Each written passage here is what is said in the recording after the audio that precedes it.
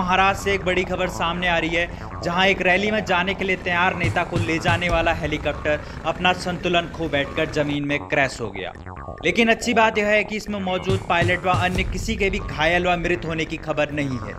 आप वीडियो में देख सकते हैं किस प्रकार से यह हेलीकॉप्टर अपना संतुलन खो बैठा है और अचानक से सीधे जमीन में क्रैश हो गया। दरअसल यह हेलीकॉप्टर शिवसेना यूबीटी यानी उद्धव गुट की नेता सुषमा अंधारे को एक रैली में ले जाने के लिए निकला था, लेकिन हेलीकॉप्टर लैंडिंग के वक्त ही क्रैश हो गया।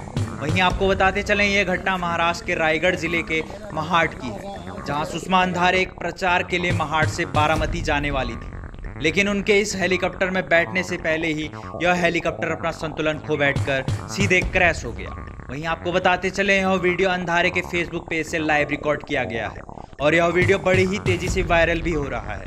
वहीं आपको बता दें, इस घटना में किसी को भी नुकसान नहीं पहुंचा है और साथ ही हेलीकॉप्टर का पायलट भी सुरक्षित है। वहीं जानकारी के मुताबिक हेलीकॉप्टर के पायलट ने हादसे के वक्त सीधे हेलीकॉप्टर से छलांग लगा दी, जिससे उसकी जान बच गई।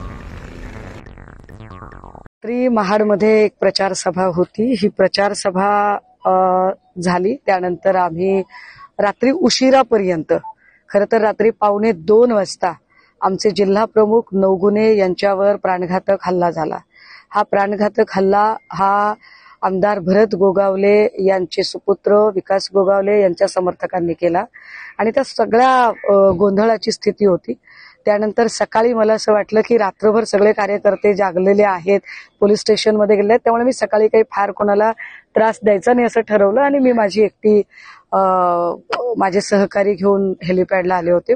साधारणतः 8:45चं ते लँडिंग होतं आणि 9 वाजताचं टेक ऑफ होतं, परंतु 9:10 पर्यंत कुठलीही मूवमेंट नाही असं लक्षात आल्यानंतर मी त्या कोऑर्डिनेटरना फोन केला की अजून काहीच मूवमेंट नाही। त्यांनी सांगितलं की एक 10-15 मिनिटांमध्ये ते लँडिंग होत आहे। 9:20ला आम्हाला ती मूवमेंट जाणवली। 9:20ला मूवमेंट झाल्यानंतर आम्ही गाडीतनं खाली उतरलो। 3-4 चक्रावर मारल्या गेल्या आणि घिरट्या घालत अजून ते लँड का होत नाहीचा आम्ही विचार करत होतो। इतक्यात अचानक ते असं गोल गोल फिरत खाली आलं। बघता बघता तो धुळीचा लोट आणि मोठा आवाज झाला। काय होतं हे आमच्या काही लक्षात आलं नाही, म्हणजे नेमकं झालंय काय की एवढा धुळीचा लोट आहे। आणि 1-2 मिनिटांनंतर माझे ड्रायव्हर मला सांगत होते की ताई हे जे हेलिकॉप्टर आहे हे क्रॅश झालेलं आहे।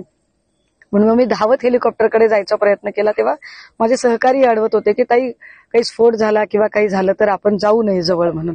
पण मला जरा कॅप्टनची काळजी वाटत होती की कॅप्टन सुखरूप आहेत की नाही, पण आपल्या सगळ्यांची असीम कृपा आशीर्वाद की कॅप्टन सुखरूप होते, त्यांचे जे असिस्टंट आहेत तेही सुखरूप होते आणि आम्ही सगळे, माझ्यासोबत माझा लहान भाऊ विशाल गुट्टे हा प्रवास करत होता आणि आम्ही सगळे सुखरूप आहोत।